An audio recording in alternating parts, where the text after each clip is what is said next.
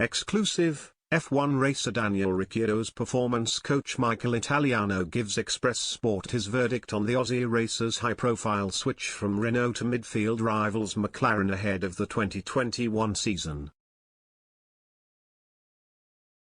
Daniel Ricciardo caused a stir last May when it was announced that he would be leaving his employer's Renault at the end of the year to sign for McLaren. The timing was particularly interesting, as it left the Australian with a full season to complete racing for the team he had already told the world he would be leaving. Usually the F1 season would have been in full swing by the time that announcement was made, but the pandemic had delayed the start of the racing action. So there was still a calendar of what turned out to be 17 races to complete, with the whole team knowing he was going to be leaving them for a midfield rival. Ricciardo's time at Renault was frustrating, as he wasn't able to get the results he wanted. He was used to having a car which could challenge at the front after 5 years with Red Bull, but this was no longer the case.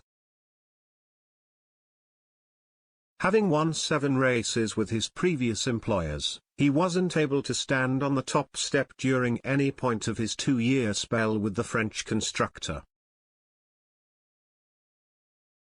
So, still on the hunt for a team which could help him fulfill his dream of becoming world champion, the 32-year-old still very much harbors that ambition. He decided he was much more suited to a papaya-colored car. After taking a while to get used to the new car, Ricciardo eventually felt much more settled in the second half of the season and, after more than 3 years of waiting, he took his 8th career race win in Monza. As part of a McLaren team which looks to be going places and alongside an exciting young teammate in Lando Norris, the future looks bright for both Ricciardo and his team. Italiano, who has worked with the racer since his Red Bull days and alongside his F1 work runs his own online training platform Me Coaching, has, with the benefit of a year's worth of hindsight, given his verdict on the decision to swap Renault for McLaren. I can only speak for myself. Do I think it was a good move? Yes, I do.